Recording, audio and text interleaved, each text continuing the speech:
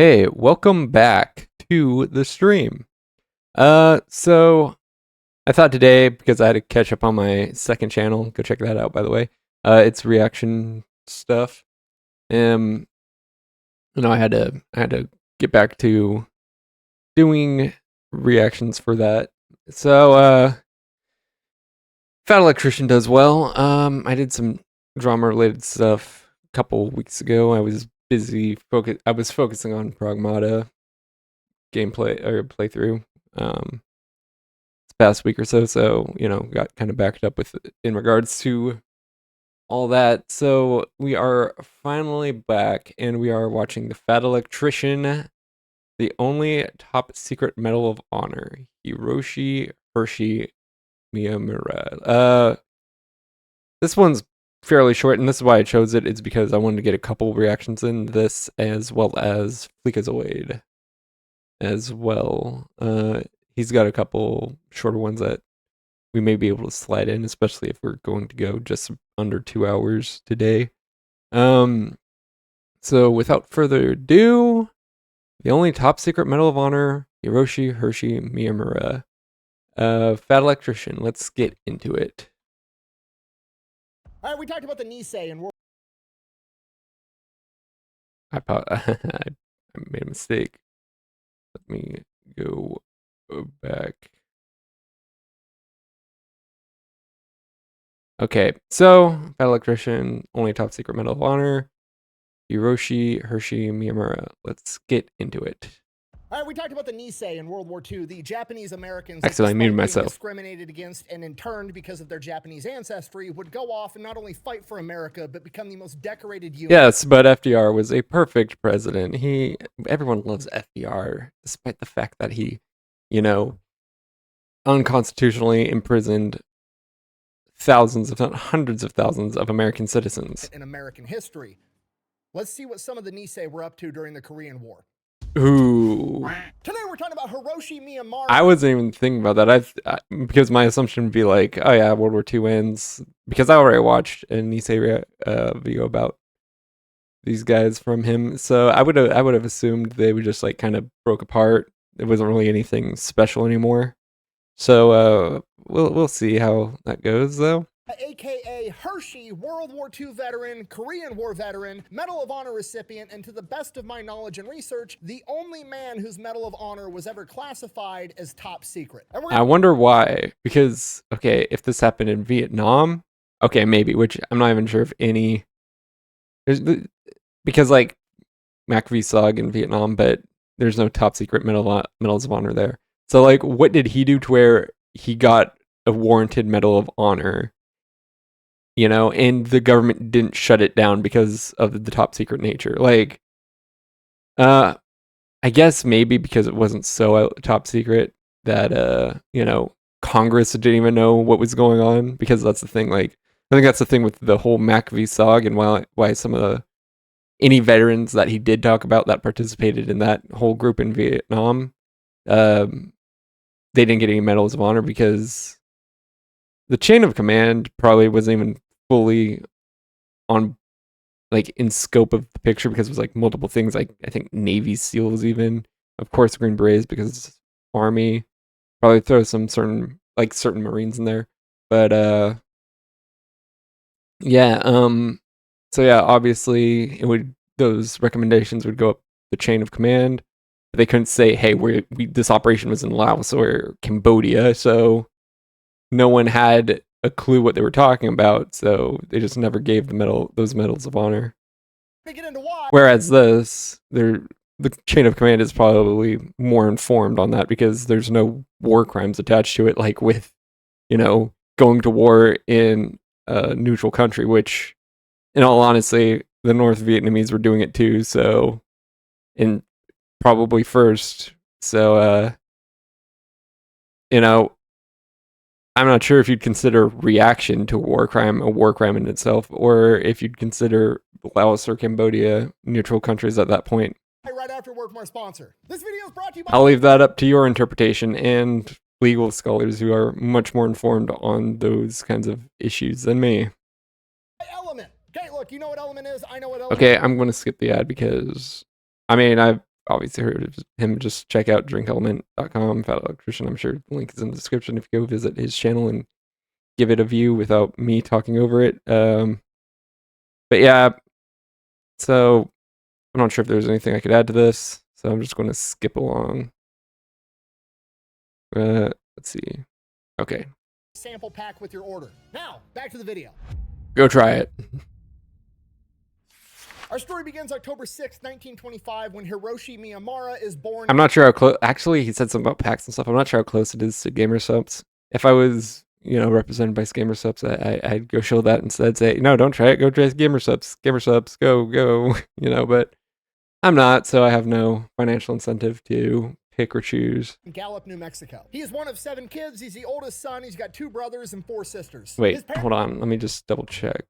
When he was born, Our story my begins bad. October 6, 1925, when Hiroshi Okay, 25. Miyamura is born in Gallup, New Mexico. He is one of 7 kids. He's the oldest son. He's got 2 brothers and 4 sisters. His parents had migrated to America from Japan because his father, who was from a very wealthy, upstanding family, decided that he was going to get married for love and not status, and married a woman that was beneath his class, and it caused a huge rift in the family, so they moved to America. They came with nothing. They worked their ass. So I was like thinking maybe the whole married for love thing could have possibly been, oh, he married a white girl who's an American or something like that, so he has to leave the country to go be with her, possibly, because again, status, but it also makes sense within a purely Japanese context. And also, the guy didn't, I don't know, I guess it makes sense that he would be full Japanese, especially if he's in Nisei. Actually, I'm not sure how that would work, because if you have a half Japanese guy who's half white, and it's well, what do we do with him? He's clearly not particularly loyal to Japan. In fact, the Japanese probably actively hate him because he's mixed race, which most of the world does not like mixed race people. They are ethno-states don't like mixed race people, like Japan and Korea and a lot of countries, actually.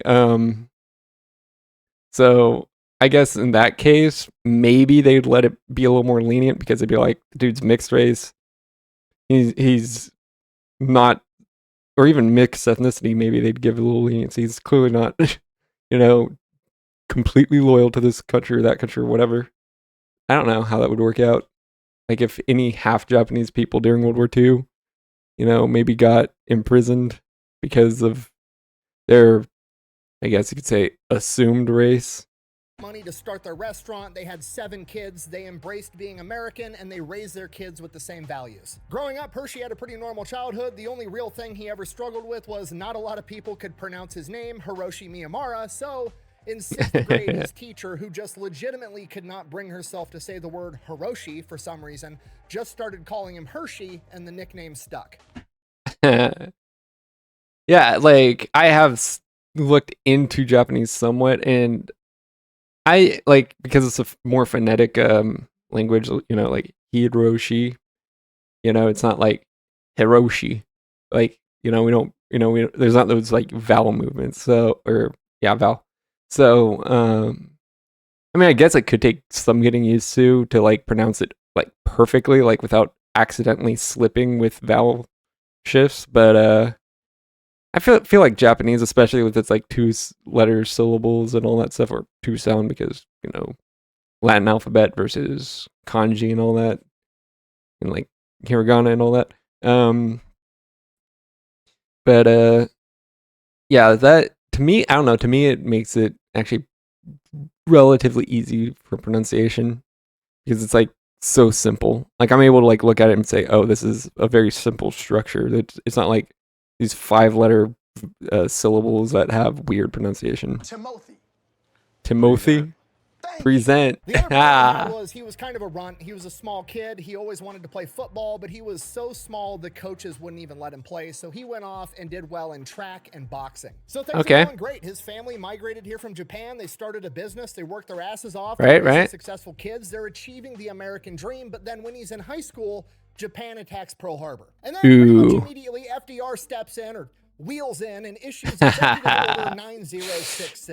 Execute Order 66. Which, if you don't know, is basically the I American. love because he's talked about Order 66 and Executive Order 9066 or whatever, and like this whole conspiracy of, you know, George Lucas basing the Empire off of FDR's, like, you know, internment camps and stuff. I find that funny. Obviously, I don't buy completely into that. I think maybe I'd have to watch an interview to see if he even talked about where he got the idea for like Order 66 and all that stuff.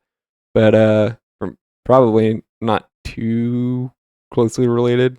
American government steps in and tells all of the Japanese Americans, hey, you're going to have to go live in an internment camp for all of World War II. If you have a job, you got to quit. If you have a business, you have to abandon it, lose your house, lose your entire life, go sit inside of a military internment camp. So it's kind of looking like that's what's going to happen to Hershey and his family. They're going to lose the restaurant. They're going to have to live in an internment camp. Life is going to suck. But then Gallup, New Mexico had their city council and their mayor write a letter and send it to Congress and the president demanding that they not intern their Japanese citizens because those are Americans, and it actually worked. So good for them that it is their right as Americans, especially if they were born American, to be here. You know, they went through the process. They came here through legal means. They got American citizenship legally, and they didn't commit any heinous acts that would warrant it. Well, at least for the immigrants, that would warrant their denaturalization. You know, they didn't like do some sort of treasonous thing that's like, okay, well, now we got to denaturalize you and deport you because that's the thing. Like, as long as that's being done, then yeah, be here. It's just, but yeah, you obviously have to protect yourself too. But if these are American citizens, these are natural born or naturalized American citizens, especially for the naturalized citizens, they didn't do anything wrong, then they shouldn't be punished. FDR and his best efforts, Hershey and his family get to go on living a pretty normal life. Okay. Buh, you always badmouth FDR. He's one of the greatest presidents in American history. Buh. No, he isn't. No, yeah, exactly. No, he isn't. Case in point, the internment camps for American citizens. I don't even think this was even a thing about, oh, these are immigrants or not. And we can't trust immigrants because immigrants might sell us out to the Japanese. It's like, no, I'm pretty sure anyone with Japanese ancestry went to an internment camp, except the ones in Hawaii, because Hawaii's economy depended on it. But yeah, FDR, I don't get the love for him. The only thing he did well was win World War II. Most of World War II. He died before it ended, but you know, that's neither here nor there. But that's the only thing you could argue he did well. He's literally the closest thing America's ever had to a dictator, okay? He's the only president. He stayed in for 4 terms. I guarantee you he would have been a lifelong dictator if he had the chance, because I don't trust politicians. They're corrupt and they love power. He's literally the reason why there's only 2 full terms allowed. You could squeeze in a third one, but it's got to be like at most a half, and that needs to be your first term with certain circumstances, so on. But so in theory, yes, you could have a 10-year president still. You could have a 2.5 term president, but of course, like I said, certain criteria in that regard would have to be met. But yeah, FDR was not this great president that everyone remembers him as. He was, his economic policies were bad. His racial policies, case in point, were bad. I don't get why people like idolize this man, probably because we teach that he was a good guy when he really, really wasn't. I guarantee he would have gotten a 5th term if he was alive to see it. To serve more or at least tried to. Maybe the Democratic Party would have been like, nah, those were special. Because that's the thing, like before FDR, what was it, Truman? Or Eisenhower, one of those two. Yeah, Eisenhower, I believe. The only reason that before then you didn't have these 3-term presidents, despite some trying, was because the parties would never allow more than 2 terms. The president was set with Washington, and the established parties said, "Hey, you're trying to run for a 3rd term? Nah, that's not how it works." And now Teddy Roosevelt ditched the Republican Party and tried to run for a 3rd term after his successor royally fucked up running the country, at least in Teddy's image. But so it was like, you know what, I'm going to run for a non-consecutive 3rd term. And since he was a 3rd party, that didn't really work out for him. But yeah, so it's possible that the Democratic Party would be like, FDR, you ain't getting this 5th term. These were special circumstances, wartime circumstances, that we allowed you to run a 3rd and 4th term. You're not doing it again. Sorry. But yeah, I mean, dude, this is turned into a rant, and I'm repeating myself, but it's like, dude, I really don't like this guy, and I really wish the American people didn't. And I really would like to believe that FDR, living longer than he did, would be denied his inevitable desire for 5th term, because politicians are corrupt. I don't trust any politician. I've never have. Even old politicians like FDR, Teddy Roosevelt himself, which Teddy Roosevelt's like among one of my most favorable presidents. He wasn't so openly corrupt, I don't think, but yeah, even Washington, I have my doubts on his because that's the thing, power corrupts, or the corrupt are attracted to power, whatever the case may be. And yeah, someone with multiple decades of power is not going to walk out being like, you know what, I was a good person. Like, they might dilute themselves into believing they were, but they're not. 2 terms. He served 4 terms and had to die to get removed from office, just like a dictator. In 1933, he forcefully confiscates all of America's gold at $20 an ounce, and then in 1934, after he's confiscated all the gold, they passed the Gold Reserve Act saying that gold is now worth $35 an ounce. I wonder what motive that would have had on him. I wonder how much money he made off of that personally, because I'm sure he gave none of that to the I'm sure the government itself, to function properly, none of that money was given to the teachers' unions or anything like that. Interesting, I'm sure. Now, of course, that's my opinion, because I'd have to do research into how that money was distributed, and really, I don't really want to. But yeah, interesting. Why didn't he just peg it at $20 that he bought it for? Thousands of Japanese, German, and Italian Americans with no due process. During the Great Depression, he ordered farmers to burn their crops while people were starving so that he could artificially inflate the crop value. Because yes, the best president ever. The president that deserves to be immortalized in a monument. I hate this guy with a passion. I just knew his economic policy was not good. I didn't know how deep it ran. You know, that's good for the economy. Who cares if people are starving? And then when the Supreme Court stepped in and said that that was unconstitutional, he turned around and threatened to pack the Supreme Court if they didn't pass his policies. Social Security, which, unpopular opinion, is a giant fucking Ponzi scheme. He created the... Yeah, yes. So, Social Security, I think, maybe possibly could work. Maybe if you had a system where, the well, first of all, you don't trust the taxpayers to spend their own money. That's a first warning sign.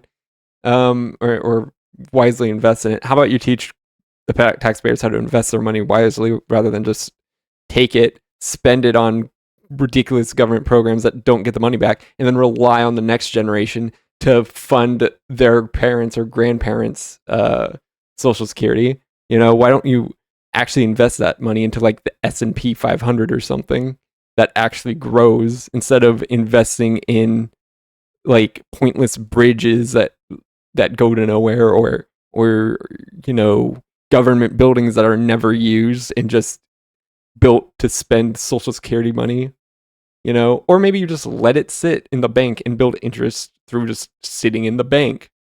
And then when the elderly turn into Social Security age, they are able to collect their money that was always theirs, and they don't have to take their children's and grandchildren's money to compensate. And again, that was fine when the baby boomers were funding their parents, and maybe even when Gen X had to start funding the baby boomers, but now millennials and Gen Z, who are not having kids nearly as efficiently for or whatever as their parents and grandparents, it's like that money is going to run dry. Because when you rely on someone else to fund your life, you're reliant on them, you know, being alive to do it. So, or at least being populous or rich enough to do it. And millennials and Gen Z are neither populous enough nor rich enough to fund baby boomers and Gen X's Social Security. So, I mean, that's the truth. The NFA because he doesn't like the Second Amendment, and then somehow he gets credited for. Oh yeah, National Firearms Act that bans any automatic gun at all. Which, it's like, if you want to pass gun control, in my opinion, because it's pretty clear that it says, you know, in the Second Amendment, you're allowed to own a gun. That's simply what it basically boils down to. It doesn't say or arm in general. It doesn't specify what kind of arms or anything like that. It just says you are allowed to keep and bear arms, including things like cannons. So you assume that would extend to modern guns too. So the NFA, in my opinion, is unconstitutional because now, like I said, this isn't supposed to be like a gun control, like, you know, whatever. If you want gun control, whatever. I'm not here to get into a political debate. I'm just saying as a word of law is written, yeah, probably unconstitutional. Great Depression, when most economists and historians all unanimously agree that his policies prolonged the Great Depression and exactly. World War II that pulled us out. Yep. So no, I don't like because it's almost like exporting things that other countries need to those other countries is exponentially more profitable than like insular economics. Like, for example, there is no like economic value in building a bridge. So when like FDR introduced, oh yeah, we're going to give all these people government jobs where they're going to build bridges and monuments and stuff. There's no economic value, at least not inherently. Maybe the bridge, you could argue, well, it allows people to cross places more efficiently, get jobs more efficiently, work more efficiently, save fuel, blah, blah, blah, whatever the case may be. Okay, fine. But how about monuments and government buildings and all that have no immediate economic value? Like, all you're doing is trying to like protect jobs. You're not, and that's it. You're not actually thinking about the economic weight that those jobs are providing to the rest of the economy. FDR, I have my reasons. Quit interrupting my story. Wow, dodged a bullet there, huh? Oh yeah, MacArthur, terrible general. Where were we? Anyways, Hershey goes I think I got off on a little tangent more than him. on, graduates high school, and immediately tries to enlist in the United States military because that's what everybody's doing. He's an American. He wants to go off and fight for his country just like everybody else. So that's what he does. In 1942, he goes off and tries to enlist in the United States military, and right. they inform him that he is classified as 4C, which means he is an enemy alien and he is not allowed to serve in the United States military. So that kind of sucks, but then, like a year later, he receives a draft notice. What Hershey didn't know is while he was being classified as an enemy alien, the United States Army was working on propping up the 442nd Infantry, which was a segregated unit that was almost exclusively... So this is the Nisei unit. I don't remember the unit number off the top of my head. I just context clues and all that. Made for the Japanese Americans that had been born in America, also known as the Nisei. I did a whole video on it, but if you haven't seen it, basically these guys would go on to prove not only are they 100% Americans, they're some of the biggest badasses to ever walk the face of the earth because they went on to be one of, if not the most decorated combat units in American history. And now that that's up and running, They could It's kind of interesting how, yeah. Now, of course, these people are obviously detached from Japanese culture, at least to some degree, but clearly not enough to, completely abandon the Bushido code of, never surrender. use them. So Hershey Never surrender until you're dead, which that's the army. The Marines are a whole military branch that operates under that code of ethics or honor or whatever you want to call it. officially gets inducted into the United States Army on January 13th, 1944. He goes off, does basic training Okay. in Florida. So he got in there late. I think that means they were activated. Well, I'm not sure if they were activated to like active duty very soon into the war, but I feel like they were created relatively quickly in general, I believe. Maybe the draft just didn't catch up with him because I think it was initially a volunteer thing. He is then sent to Camp Shelby in Mississippi for advanced infantry training. After that, they're getting ready to go to war. He's kind of excited. They pull him into a room. They interrogate him, trying to make sure, Right. to make sure he's not a spy or a... I mean, I think that should be expected with any soldier, at least when the country is actually at war. Make sure, the enemy hasn't got them in their back pocket, because this could happen with some British civilian that's kind of disgruntled with the British government, is all of a sudden selling out to the Germans, and all, and you can't have that. So honestly, doing that with any citizen is a reasonable expectation. Now, I'm sure they use the excuse of him being Japanese and war with Japan and such as an excuse, as a stronger excuse, and especially if they weren't interrogating the white soldiers or even the non-Japanese Asian soldiers or black soldiers, But that, assuming you're doing it across the board, that would be a reasonable ask, because again, you got to vet your soldiers, make sure they're not spies. traitor of some kind. During that interrogation, he said, and I quote, "I don't consider myself a Japanese from Japan. I classify myself as an American from New Mexico." Then, as everybody else that he just graduated infantry school with is getting sent off to their units, he Right. and like 5 other dudes get pulled off to the side and are informed that they are all 18 or 17, and you have to be 19 to go overseas. They don't get to go yet. So instead, they... Why? They're enlisted soldiers. Why wouldn't they be sent overseas? Is there something I'm missing? What's with the age cutoff? Because it's they're soldiers. They did their training. They're soldiers. They're ready to fight, and you allowed them to become soldiers. So I don't know, mate. What are you going to do? Throw them in the National Guard or something? What's the point at that point if you're not going to use your soldiers? send him off to more training. He goes to 13 weeks of heavy weapons training where he Okay. can become a machine. I mean, obviously, if you choose to become a specialist in that regard, if you want to become an army engineer or an army specialist in this, in machine gunnery or whatever, then sure, the army will be like, okay, fine, we need machine gunners, we need tank drivers, so on and so forth. So we'll send you off to do that. But if he was just thrown there because he's too young, again, I don't get why they're not. He's old enough to join the army. I don't know why he isn't old enough to go overseas. I don't. There's no, because that's another thing. There was no immediate threat of a mainland invasion, really. So it wouldn't make sense to hold, the new guys back for that reason. I don't get what's going on myself. But again, I'm not a trained historian, especially in World War II. So gunner, which is the perfect role for him. Okay, small guy. I know, the common consensus is you're always picturing the machine gunner as the big jacked corn-fed guy. yeah, that's how a submachine gun like a Tommy gun works. But a normal machine gun, you don't lift. You keep on a tripod, static, and just fire from a mounted position. From Nebraska, almost never is that guy the machine gunner. Okay, that's the dude kicking the door. The machine gunner every single time is the 6'2", 110-pound white guy with the birth control glasses that's constantly ripping cigarettes. Birth or control? the small, What? Nerdy guy every single time. So Hershey goes graduate In real life, yeah, because those are the guys who are too twinky or whatever to be able to actually do all the heavy lifting. So they're just sit here with the mounted machine gun. If anyone comes over, just let it rip.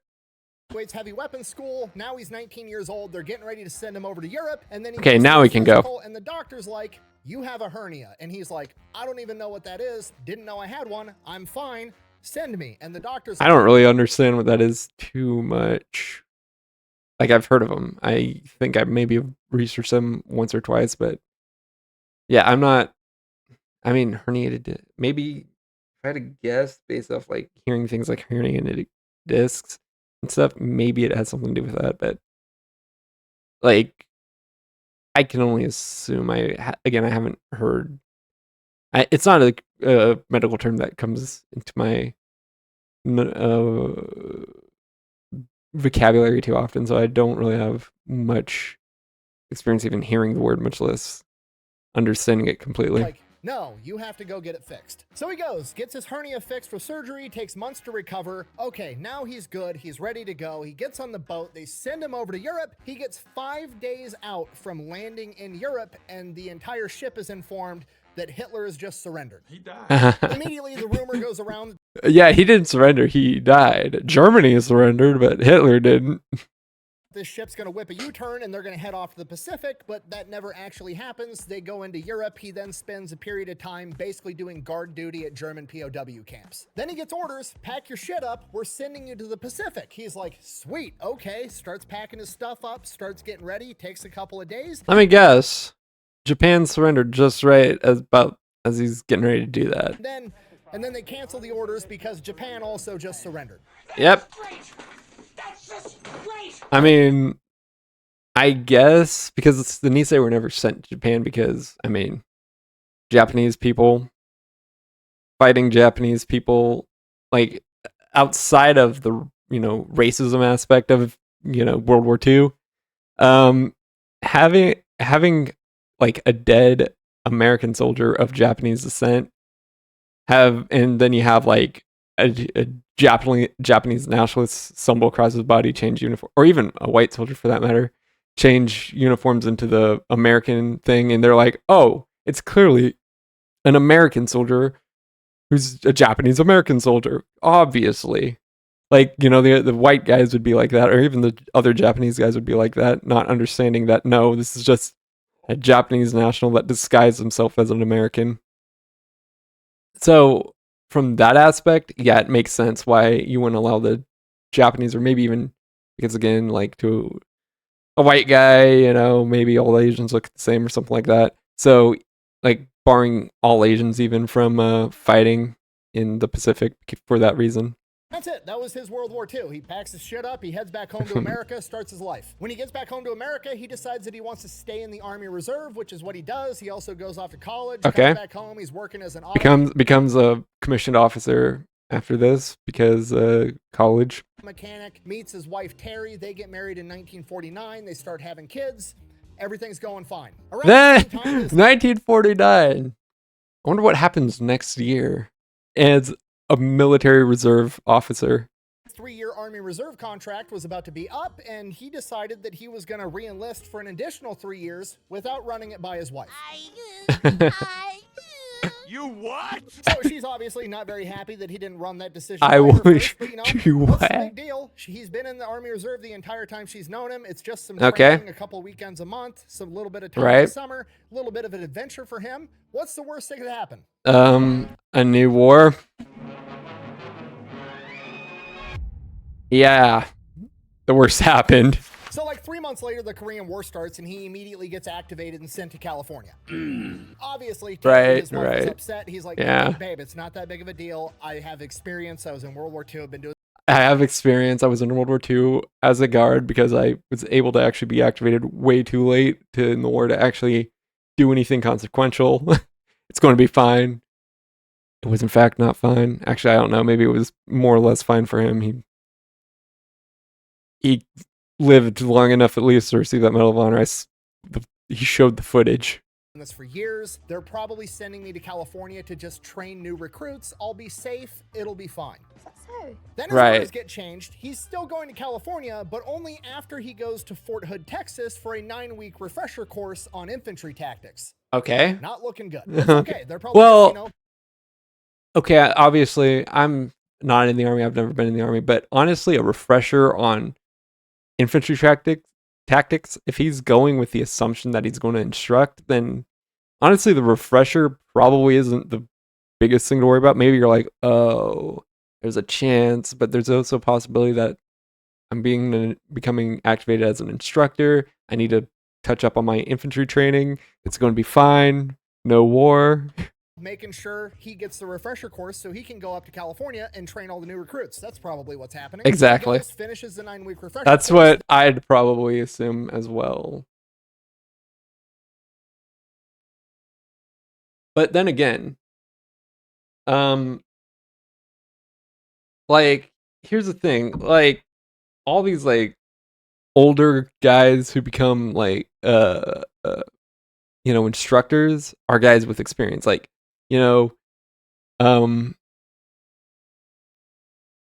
like a World War I, World War II ace is going to be the flight instructor for World War II in the case of World War I, or Korea or Vietnam in the case of World War II.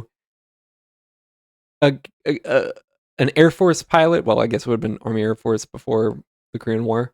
An Air Force pilot that has never actually seen active combat because it's been 10 years since the last war and he enlisted 11 years ago, did his training, and the war ended. He has no reason for the government to believe he'd be a good instructor, or especially an exceptional one, because he has not shown his combat capabilities.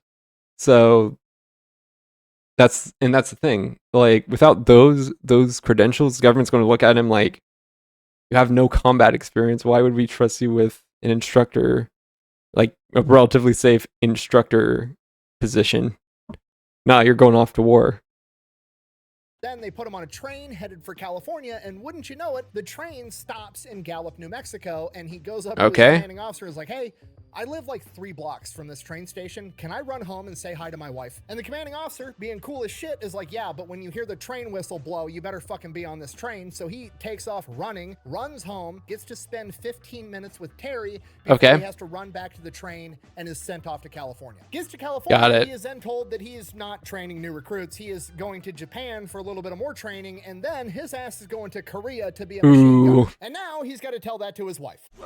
So he gets attached to the infantry, gets shipped off to Japan. He's training with his unit, and while I'm sure it's from that movie because 3D animated Scooby-Doo. That's my guess. There, he meets another machine gun section leader, a sergeant by the name of Joe Anello, and they become best friends. They finish up training, they get shipped off to Korea, and they go straight into combat. First time Hershey sees combat, he's ordered to take his machine gun section up onto a ridge that's overlooking the Yalu River. Once he gets up, they're ordered to dig in and hold that line as long as they possibly can. Got it. Guys, Hershey included, and they are dug in on this ridge overlooking this river, and across the river, he can just see 18 guys. I wonder how many. So is that like in one nest? Or is that like dispersed? Like, okay, like we're going to take 4 guys per machine gun nest, because I think that's the thing. You need, like, obviously the machine gunner, then you need like the guy, loading the belts and swapping out the belts and all that, and maybe a guy arming used belts to be recycled, so to speak, to then be used again, because, like, let's say you have 2 belts, 100 rounds of ammo, each belt has like 20 cart ammo, whatever, and you could just like cycle the belts through. Like, again, never operated a machine gun, so I'm not, because like a magazine, for example, it's reusable. I'd assume a machine gun belt would be 2, so I'm not if so, I'd imagine they'd have at least one guy on like reloading the belts for reuse. Hundreds of enemy tents. This is their whole staging area, and this river is where they got to try to hold this line. That night at midnight, they hear a bunch of bugle calls going off and what he describes as trash can lids being smacked together before hundreds of wet commies just come storming up this ridge, trying to get him and his guys. Hershey and his guys just get completely overwhelmed by the sheer number of enemies coming at them. He's only got 15 dudes, including himself, and they are sending hundreds his way. They're able to get some air support. They're able to hold it for a little while, but eventually they get overrun, and and their own air support starts strafing their position as well, at which point he has to call. Yeah, because and that's the thing. Like you want to be behind the air support because there's going to be like some spillover. So you want to make sure you're out of range of that because it's like, okay, hit this coordinate. Well, some of the hits are going to be to the left, right, up, down, whatever, like north, south, east, west of that coordinate. So you want to make sure you're clear of it, very much clear of it, in case that happens. Well, when the area, when you're like constructing, okay, we need to get closer and closer to our position. At some point, you're going to start strafing your position. And issues a retreat. He never did get to find out why they started strafing his position, whether they thought he was completely overrun, because he definitely didn't call for them to attack his position. But Okay. whatever, one thing's for sure, this is a giant clusterfuck. Him and his guys make a clean getaway. From here, they are told to get on a ship, and they're being sent to a port at a place called Hungnam in North Korea. Hershey doesn't realize this yet, but him and his guys are being brought in to support the Marines that are fighting at the Chosin Reservoir, which I've also done an entire video on.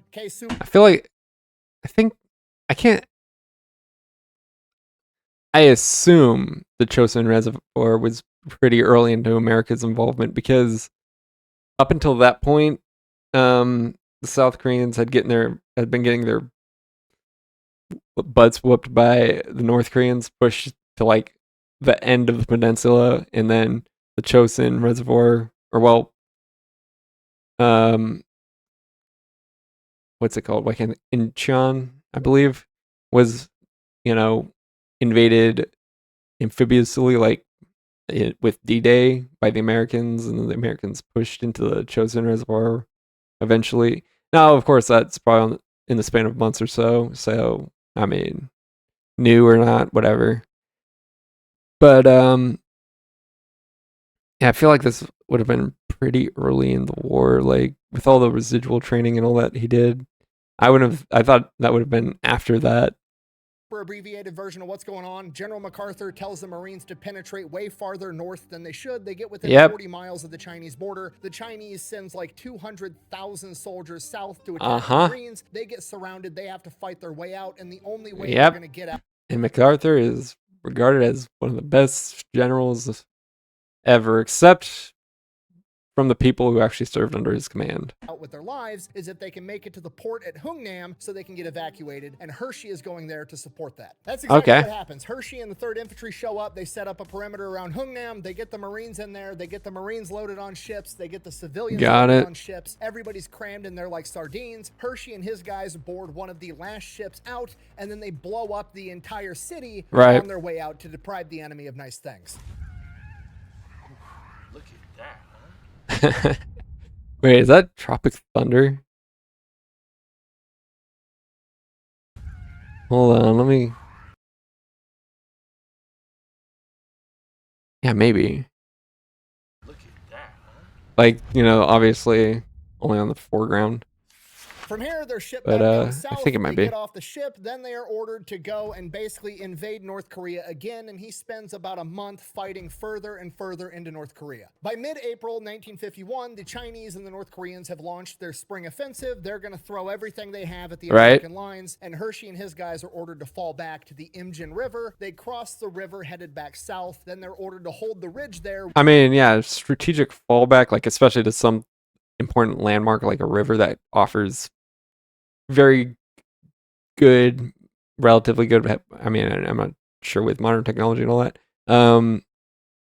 Defenses, yeah, that's probably a good move. Like, obviously, it's like, okay, we're 40 miles out from the river, but we're in a field. That's not great for defense. So they're about to do a defense, fall back to the river where you have better natural defenses on your side, and we'll be all good. And so, obviously, strategic retreats like that are a good thing. With the river as long as they can. Hershey's in charge of a 13-man machine gun squad and is given 4 extra riflemen for a total of 17 guys. He's got his section that he's holding, and his buddy Joe Anello is holding his machine gun section off to the right, and it's just the entire American forces standing in a line with machine guns trying to hold it as long as they can. That's the strategy. So they go there, they get dug in, they build trenches, they build fortifications. Hershey has his guys go down by the river and set up tripwires and flares that'll set off if the enemy starts coming their direction. and then they just wait.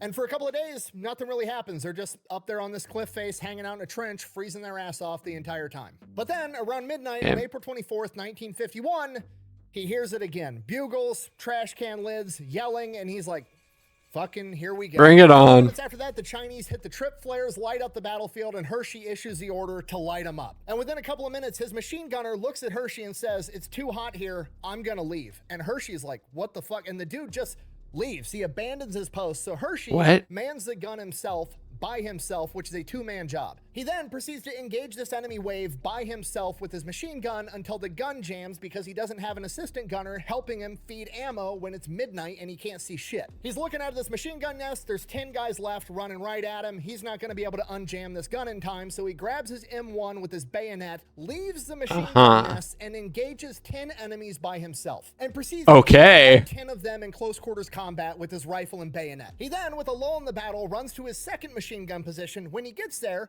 the machine gunner's fucking gone, and there's some riflemen there holding the position. He looks at the riflemen and is like, where the fuck is the gunner? And they're like, I don't know. What's with all these gunners abandoning their post? I mean, I get it. The Korean War is a pointless war, in my opinion, and we should have never been there, and all these guys who got drafted probably didn't want to be there and all, but at the end of the day, you're still an American soldier with a job to do. He later found out that they decided to fall back after a grenade made it into their machine gun nest, but he doesn't know that right now, so he remans the gun and continues engaging the enemy. Okay, that's the second machine gun nest he ran into, or was that his? I'm gonna say it's the second one, but then what happened to his guy? Unless it was like something like it went between nests. His machine gunner caught the grenade in like his peripherals and was like, yeah, I'm getting the fuck out of here. But yeah. They continue fighting. We don't know how long, but Hershey describes it as, quote, quite a while, which under quite these a while circumstances could have been 5 minutes or it could have been 5 hours. We have no clue. Eventually, Hershey comes to the realization they're about to be completely overrun. They can't stop them all. They're able to penetrate around the perimeter. Eventually, they're going to be completely surrounded any minute. And this is where Hiroshi Miyamura makes the decision that he's going to order all of the rest of his men to retreat, and he's going to hold back the enemy while they do so. And that's exactly what he does. That last time his men saw him, they were making their retreat. Is a death sentence. As they watched Hershey engage wave after wave of enemy soldier with his machine gun, his M1 bayonet, and grenades.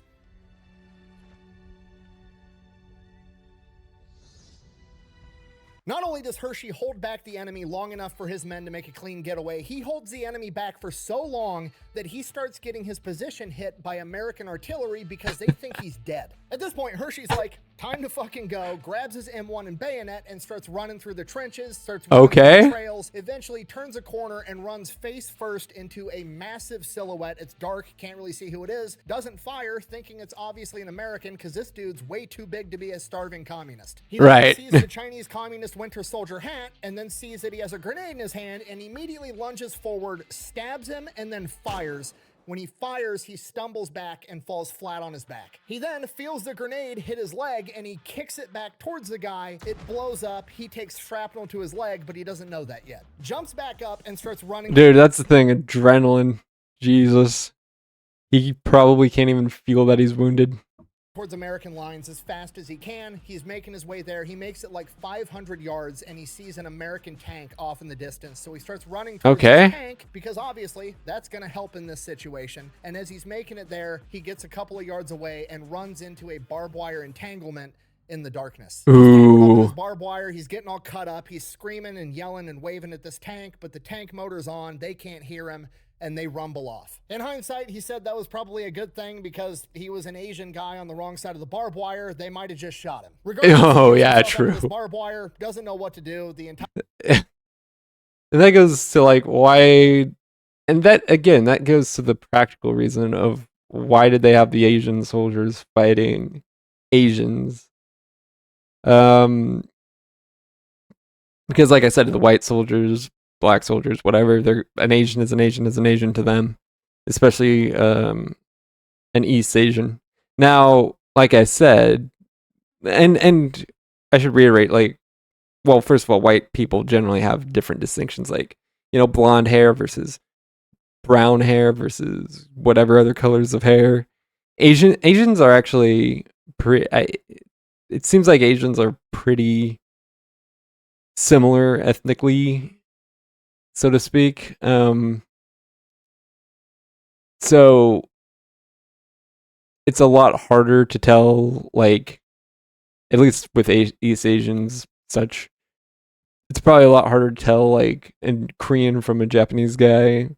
Him being Japanese in Korea, they're going to think he's a Korean soldier, blah, blah, blah, Entire But, battlefield's yeah. completely overrun with enemy soldiers. They're everywhere, so he just finds this little gully, lays down, Okay. and tries to hide. He's laying there Right. for about an hour. It starts to get light out, and then he keeps laying there. He's hearing footsteps. He's hearing enemy soldiers talking, and then eventually it gets quiet for a little while, and he's like, okay, maybe they moved on.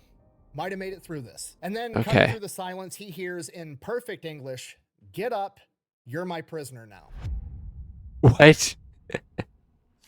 So he quits playing dead. He turns around, he looks. It's a Chinese officer that's somehow speaking perfect English, but he What? follows his commands. He turns over his weapon, and then they start marching him to God knows where. He's definitely feeling his leg wound now. He's limping.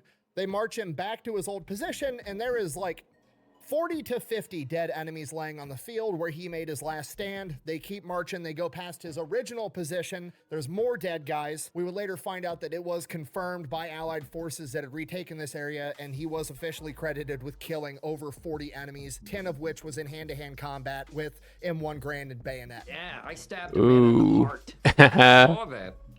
Brick killed a guy. They keep going past those positions. They keep marching him further and further into enemy territory when they finally link up with another unit and they throw him in with 8 other POWs that are Americans, and everybody's wounded. And in that group of 8 other POWs, wouldn't you know it, one of them is Joe Anello, and he is jacked up. He's been shot in the legs. He's been hit with a grenade. He is not doing good. He can't even walk on his own. Hershey, even though he's also jacked up, starts giving first aid to all the other men the best he can with what little he has. Right. And after a while, the interpreter, the Chinese guy that for some reason speaks perfect English, comes back up and says, hey, here's the deal. We don't have enough prisoners to send you guys back to an actual POW camp yet, so you're just going to follow our infantry until we capture more prisoners, and then once we have enough, we'll send you marching back to a POW camp in North Korea. So they do what they're told. It's the It only sounds like a perfectly good idea. There's no one that could possibly maybe pull off an escape. thing they can do. They get At out and all. They start following this enemy infantry battalion as they try to penetrate further into American territory. The problem is Joe Anello, his best friend, can't walk. So Hershey carries him for 10 miles. Obviously, Ooh. carrying another grown man for 10 miles is a task in that of itself, but Yeah. doing it with a leg wound you also have is virtually impossible, and as much as Hershey tries, he just can't manage to keep up with the rest of the formation, and then eventually the interpreter comes back and tells him, leave him where he's at or I'm going to shoot both of you. And before Hershey can even think to decide what he's going to do in this situation, is he going to try to fight and save his buddy against a whole infantry battalion? Is he going to leave him? Is he going to argue with him and wind up getting both of them shot? And Yeah. before he can make a decision, Joe looks at Hershey and says, it's fine. Leave me. You did everything you could. And Hershey is forced to leave his best friend to die. From here, Ooh. Hershey is in the rear following this enemy infantry unit as they conduct combat. That's tough, man. That's tough. Operations for 2 weeks straight until they gain enough POWs to transfer him to a different unit and have him shipped to a POW camp. And during that 2 weeks, they do not feed him or render any medical aid whatsoever. After that 2 weeks, they finally get enough POWs that they are going to hand them off to a different unit and march them 400 miles further into North Korea, where there will be a POW camp. The officer that they're handed off to also speaks English, and he makes sure that each one of the POWs gets this sack that basically looks like a big tube sock, and inside that sack is rice and ground up barley that they unaffectionately nicknamed bug dust, and the officer informs them that this will be your weekly rations. You will have 1 tube sock of bug dust every week. Here's what you're supposed to do with it. You're supposed to take a big mouthful of bug dust, rinse it down with water, and it'll expand in your stomach and make you feel full. And that's all they have to eat for the next 30 days on their 400-mile forced march through the Korean winter up and down the hilly terrains of North Korea. And that's not even the worst part. The worst part is that they're not Dude, give him I'm not talking. I don't know what to add to this.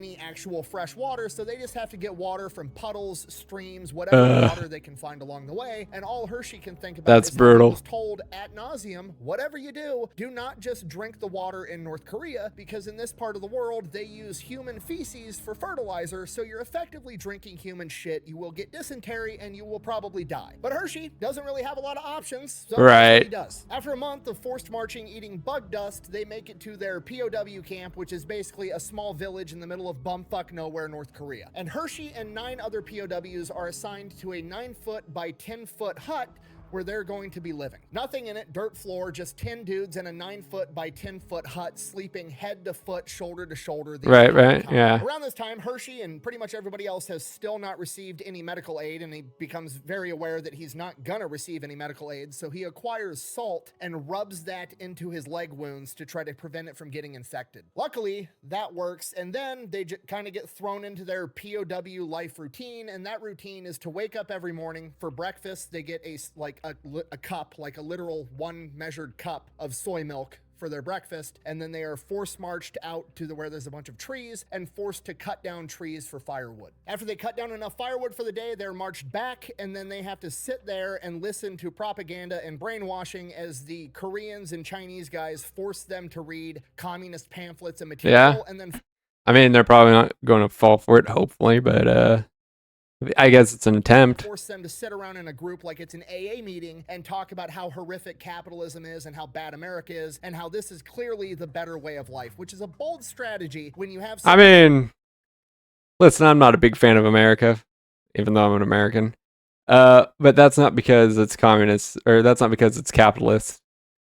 Yeah, you don't want me to know my opinions about America and all. But yeah, I'll put it this way: Bad Electrician's a more patriotic guy than me towards America. I'll settle it at that. He's sleeping in a hut with 10 other dudes, head to foot, shoulder to shoulder, while you're actively starving them to death, being like, you see how much your way of life fucking sucks back where you had a house and a car and a wife and kids and food? Yeah, this right, yeah. Caesar salad. Obviously, Hershey and pretty much everybody else just isn't buying it, but they have to sit there and nod and be like, yeah. Yeah, of course we buy it. It's like, no, you don't. You just don't want to get killed. No, definitely. This is awesome. This is infinitely better. That is his daily life routine for the next 26 months straight. 2 fucking years he goes through this bullshit. Jesus. And then one day, a bunch of trucks pull up to the POW camp, and they're like, get your ass on the trucks. And they're like, well, this is it. And all he can think about is like World War II, like, you know, Nazi death trains, like they're sending him off to the kill camp. Game over. But I mean, really, what are you going to do? You want to get shot here now, or you want to get shot at whatever the fuck they got going on at the other end of this truck? So he gets on the truck. I mean, at least the truck provides you maybe, hey, jump out, roll into a ditch when the time arises, and they don't even bother going after you. They don't think it's worth their while, and you're able to make it back to friendly lines. They're on the truck for days and days. And then eventually the trucks drive them to a place called Punjang, also known today as the Freedom Village, which is basically the dividing line between North and South Korea. Right. The Korean War is over, and this is where the Americans and the North Koreans it's armistice, so I mean, exchange. Technically, it's still going on today. Prisoners. Just they get off cold. the truck, they get handed off to the Americans. The Americans take them, they get them a shower, scrub the shit out of them, trying to get all the lice and infection and nasty shit off of them. They give them food, medical attention, right. And then they get all the POWs into a barracks. And for the first time in 2 years, he gets to lay down on a bed. And as everybody's laying on these beds, trying to come to grips with reality that, you know, holy shit, I made it. This isn't a dream. I'm actually gonna make it back home to America. An officer walks in and calls Hiroshi Miyamura by name and tells him that the general wants to speak with him. At this point, Hershey's shitting his pants. He's thinking he's in trouble. Whatever happened with his men, whatever happened back on the hill 2 years ago, right? He's going to get in trouble. Yeah. Now he's going to go to an American jail. At least it'll be better than a North Korean jail, but you know, this still sucks. He's wearing pajamas and slippers because that's all the army gave him, and he walks into this general's office. Also worth mentioning, he's 5'10". He is my height, and he weighs 90 pounds. He has been so thoroughly starved. 5'10" for 5'10", that's roughly my height. But that's it's pretty big for even for a white guy. That's pretty big. So, huh? So, 90-pound, 5'10" Hershey walks into the general's office in pajamas, thinking he's about to get thrown in jail. The general of the 3rd Infantry Division then stands up, shakes his hand, and congratulates him, telling him that not only was he promoted while he was in a prisoner camp, he's also being awarded the Medal of Honor.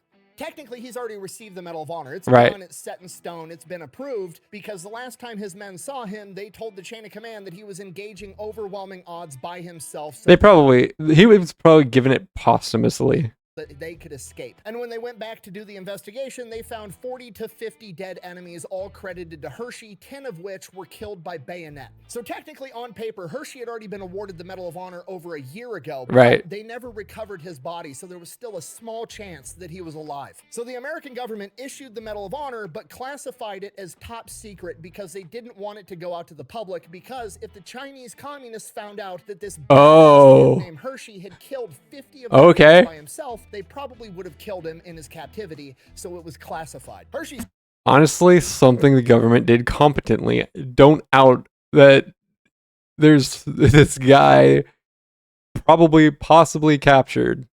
He's probably not going to make it to Armistice if you actually let it be known that he did this. shocked. I mean, he's happy, but he's shocked. He doesn't feel like he deserves the Medal of Honor. In his own words, he was just doing his duty. He didn't think he did anything special.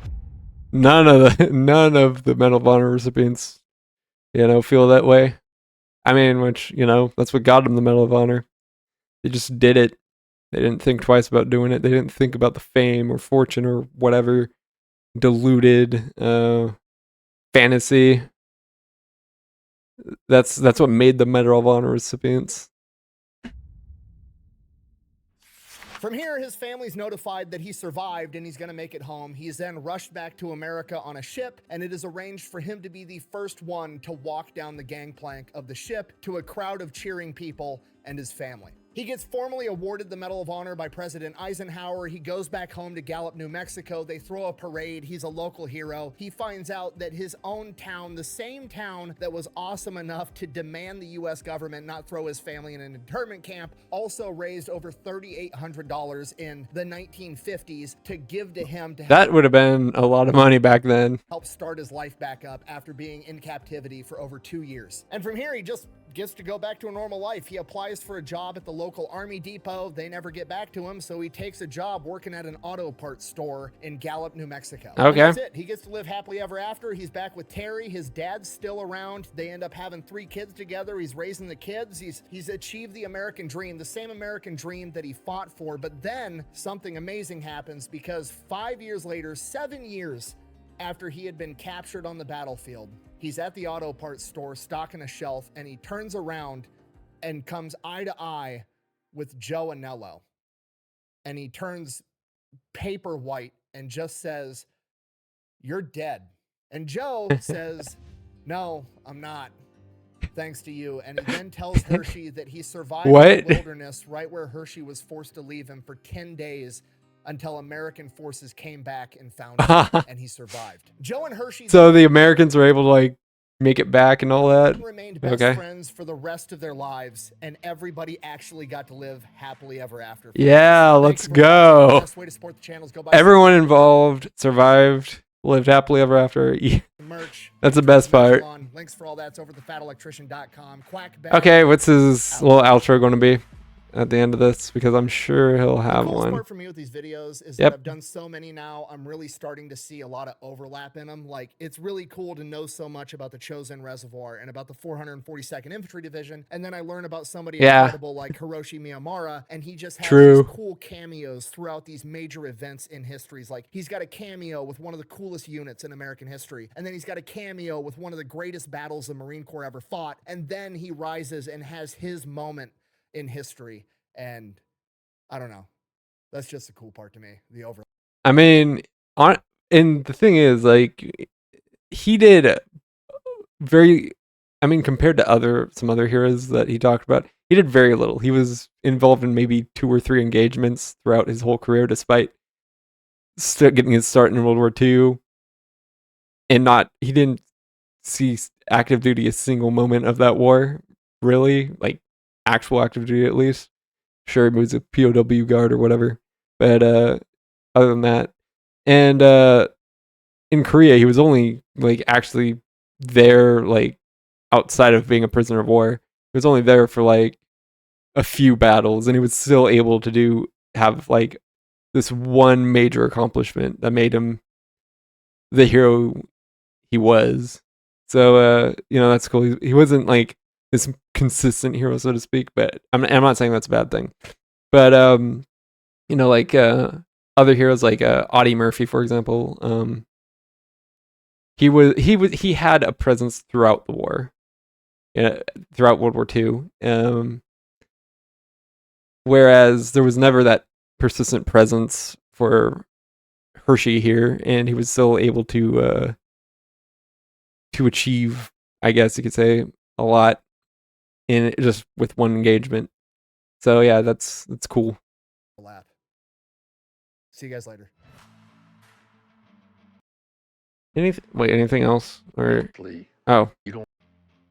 let me see if he has anything to Things say. are going to happen in your life. You don't know why, and you wonder why it happened that way. But eventually, down the road, you're going to find out why it happened that way, and that's usually for the better. I try to pass on that. Don't worry about events that you have no control over, because eventually it will work out Okay, I mean, okay. yeah, you can't, with the Pawn Stars. Okay, yeah. Also done an entire video on super abbreviated version of what's going on. But yeah, that was solid video. Next up, let me see. I forgot to mute it. Next up, let's do at least one. I'm sure I could get a couple Freakazoid videos in here. So yeah, let's go with that. Should probably, use like the OBS scenes with my mouse. Would prevent that. But here we are, Freakazoid. This just killed GTA 6. Seeing as GTA 6 isn't out yet, and GTA 6 is, well, GTA, that's a bold statement. I'm sure this is sarcastic titling, but we'll see. So without further ado, let's watch some Freakazoid. Pimps! This is the most important game in human history. This is the magic bullet that's gonna save gaming as we know it. This is the tech. I'm assuming it's not talking about GTA 6. I assume it's talking about whichever game's the topic of this video. Killer right here. None of you are ready for what's coming. They're gonna be making spin-off TV shows, movies, action figures, body pillows. It's gonna get everyone bi-curious. Even normies will be playing this. That's right, we're talking about the one, the only, the Windrose. They said piracy would kill gaming, and they were right. I don't want to hear the words Grand Theft. I mean, pirate game. Or French coming out of your mouth, all right? French. Some of you think that the latest rock slop hitting the market is the forthcoming of Jesus, but for the rest of us real gamers, we understand what a flop GTA 6 really is. Right. Sorry. GTA 6 will be such a flop. I need some water. Fuck GTA 6 and the BBL it rode in on. If it's such a good game, then just show me some good gameplay of it. Oh, you can't. I mean, how I convenient. guess. Maybe I guess when it's been delayed like 5 times, maybe it will be most anticipated of 2026, 2027, whatever. However they do the most anticipated game of the year. If we're lucky, if Rockstar's lucky to get that 3 time, which I don't think that's what an award you want to win 3 times. So yeah. think I'm exaggerating, but in this David and Goliath story of GTA 6 challenging Is that on me? the behemoth of Windrose, it's not even close. Let's run through it from the top. You can play Windrose Oh, they were today dropping and do it. jackass-style shipboarding. GTA 6 doesn't even have ships in it. Windrose True. has pirates in it. GTA 6 does not have pirates in it. Windrose is published by Palworld guys. GTA 6. Okay, that's honestly not bad credentials, but yeah, I'm not sure if it's not GTA 6. Is not published by Palworld guys. I rest my case. I mean, what Yes, else is there to say? Sorry to all. You're right. It's published by GTA 6 guys or GTA guys in general. All the GTA 6 fanboys out there, but it's just not happening. What are you gonna do when Nintendo sues you for having walk animations? The signs of this tragedy were there all along. I mean, just think about it. Look at how many players the Windrose demo got. Now let me ask you a question. How Not many bad. players does the GTA 6 demo I have guess again? for a demo. Oh, what's that? 0 players? That's what I thought. Windrose 1, GTA 0. Yeah, no one's playing the GTA 6 demo, guys. Like, GTA, it's clearly fallen off since GTA 5, you know? You're telling me the GTA 5 trailer or demo does not have any players. By God, this Man, may be the really finest fell piece off. of the Concord universe yet. And before you get uppity, the GTA 6 demo did leak recently, alright? I tried it out myself, and now my GPU is always running at 200 degrees Celsius. Clearly, GTA 6 lacks the same quality and polish that our Uzbekistani game has. Yeah. I can tell you where these Uzbekistanians are. Right. Say that again. Now I couldn't tell you where Uzbekistan is on a map, but I can tell you where it is on the Steam charts, baby, at the top. Another point for Windrose. But what else do you expect from a quadruple A company like Rockstar? The reality is, they're just hitting their limits. For years, they've been able to milk GTA Online. It's generated over $5 million just from shark card purchases. Do you understand what that means? Yeah, GTA Online is definitely a major way for them to make money. Hackers reveal Rockstar earns over $1 million. Man. That means people are spending millions of dollars to not have to play the game. That must be trash. To top it all off, they've made Todd the proudest father by reselling GTA 5 on every single console generation. I'm shocked they didn't re-release it. Yeah, like, dude, can we get a GTA? Can we get GTA 5 running on a Texas Instruments calculator, graphing calculator, or whatever? Let's see if we can make that work. This on PS2. Todd, welcome back. What are your thoughts on Grand Theft Auto 5 trying to out-release Skyrim? I'm a big Redditor, so I do read Reddit a lot. All right, well, that's not what I fucking asked, Todd. Thanks, man. Good one. Yeah, look at me, I'm Todd. Shut up. That's how you sound. No problem. Keep in mind, Get back in your booster seat, Todd. GTA 5 has been around since Xbox 360. That's when we had Yeah, monkey. I do know Chimps actually hates him. Not. I don't really care though. But monkey. games. That's 3 generations of unsupervised gamers going to the strip club because parents think every video game is Fortnite and Lego Batman. Windrose would never let that happen. True. You have to build your own. True, man. Some, like, fucking Gen X boomer parents are used to seeing, Mario and Donkey Kong are like, here, Timmy, here's GTA 5. There's nothing inappropriate in there. There's a lot of things inappropriate there. Yeah, if I had a kid, I'd be like, M-rated. What is this? Yeah. Looks like that's the thing. Like, I was fortunate enough, like, I got COD 4, Modern Warfare. I got Halo 3 ODST before Halo 3. I still don't own Halo 3 proper. But I got those games, M-rated games, when I was a kid, because my parents were like, they kind of understood, like, yeah, these are M-rated games, whatever. They obviously never allowed me to play GTA. That's something I got as an adult. I actually bought the first GTA I ever bought was the PS2 release of San Andreas. So that was the first game I ever bought. Well, I mean GTA game at least. And of course my parents, because like this is, living with parents and stuff, like basically right when that was basically like right when I, got out of high school, I think, if I remember correctly, and all that.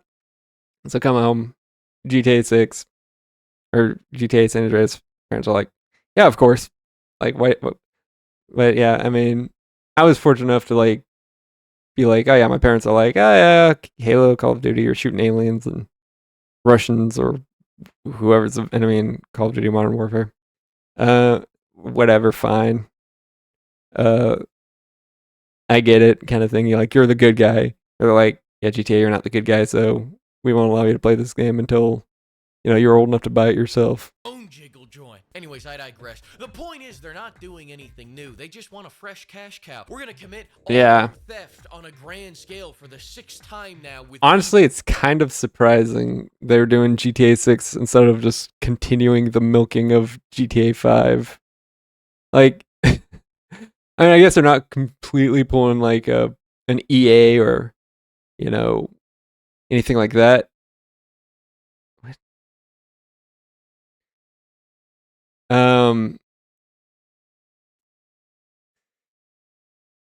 Yeah, so anyways, let's continue on. BLs. And what? We're just hanging around in Miami, Florida? I want to be surrounded by the sea, man, not covered in it. Hi, Fleek here, number 13th on Okay. trending. Let's be honest here. Nobody expects the story to be good. Who cares, right? Listen, this is all about that big online. Talking about event GTA 3 months 6. after release. Who cares about story? Yeah. Story.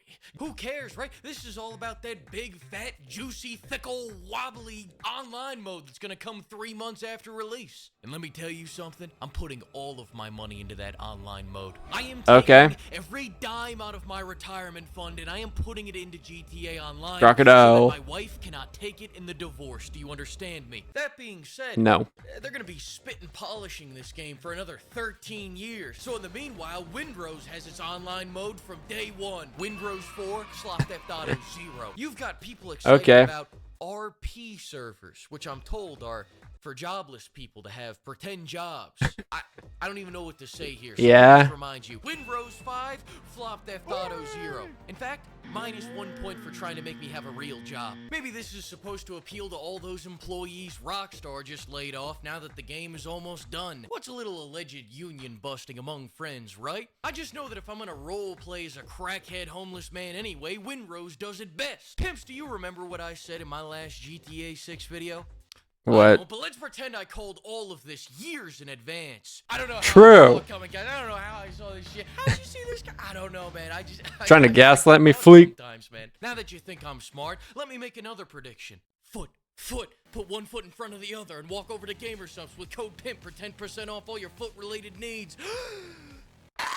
Do Now it. We're all hardened up from that. Let's look at the hard facts. Rockstar had some shocking. I'm surprised that was actually pretty tame for one of his GamerSubs plugs. News leak from their latest hack that's pretty damning for GTA 6. For reference, GTA 5 has sold 225 million copies across its lifetime. In comparison, GTA 6 has sold none.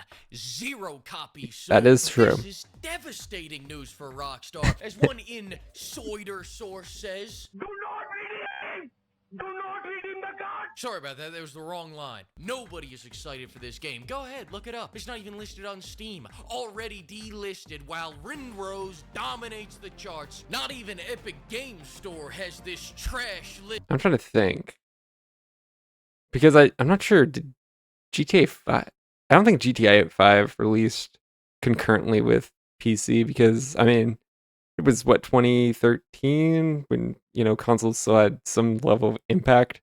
So I'm not sure if they're going to try to pull the same thing with GTA 6 and do like, oh yeah, we're going to do it on console for like 2, 3, 4 years, and then maybe we'll think about releasing it on Steam because, that could be obviously a reason why there's no GTA 6 page. Also, it's possible that Gabe is like, come up with an actual release date within the next year and will allow you to keep your page up. Let's pretend it's not over for a second. Let's say hypothetically for the sake of the argument that you look at the community. Nobody even bothered to review GTA 6. That's how bad it is. Meanwhile, I'm secretly reviewing Windrose as we speak. What does that tell you? That I'm a gaslighting shitposter? No. Yes. Of course not. Gaslighting isn't real. It just further proves how superior Windrose is to GTA 6. Let me put it this way. They try to brush it under the rug, but every delay GTA 6 has had is because of Windrose. Just when they were about to Obviously. say that word Windrose is on the horizon and delayed as long as possible. Originally, they were going to release next month, but with Windrose releasing on the 14th of April, they punted all the way to the end of next year. They didn't even want to be in the What? same quarter as Windrose. Just goes. Wait, hold on. I'm trying to think. Because I think that because they push it back from 2025 to 2026. I'm trying to think. They push it back to next year. Is that? I can't remember, dude. Honestly, I'm kind of haywiring on when this game is actually going to release. I can't remember if like the last time they pushed it back, because I thought it was like 2026 was the last time. So unless them pushing it back to 27 was recent, or he could be joking, sarcastic, I don't know. But because that's just how he does it. But if they push it back to 27, especially late 27, I'm trying to think if I would have gotten that news yet.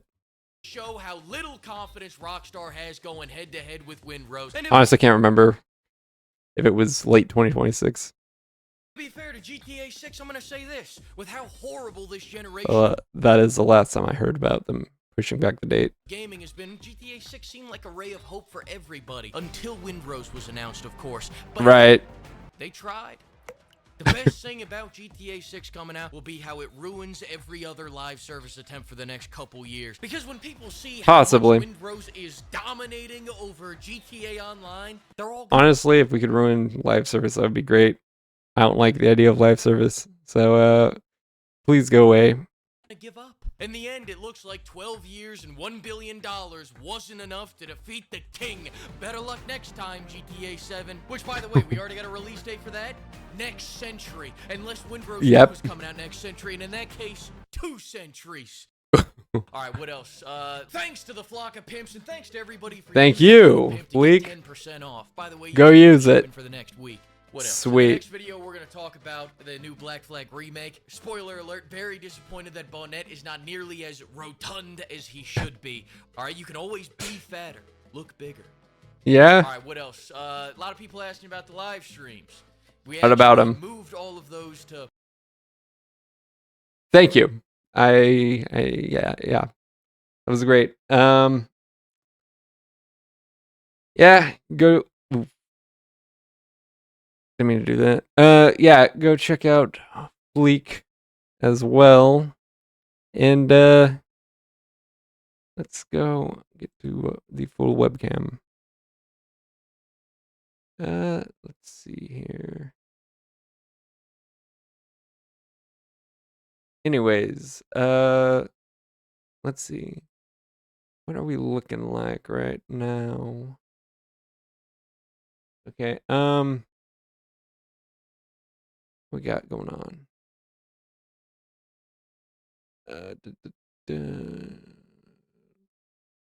Let's see. Okay, yeah. So, with that being said, I just uploaded a reaction on the second channel, or highlight on the second channel, a reaction one. So go make sure to check that out. Go check out all the other links, including my main channel. I'm trying to upload more frequently. I keep saying I try to upload more frequently. The problem with that is I tried to do a really edited thing with my gaming content highlights, and it's like it just takes a long time to do, so I'm not able to do it as frequently as like the reaction ones, which I just cut out like the in between reactions.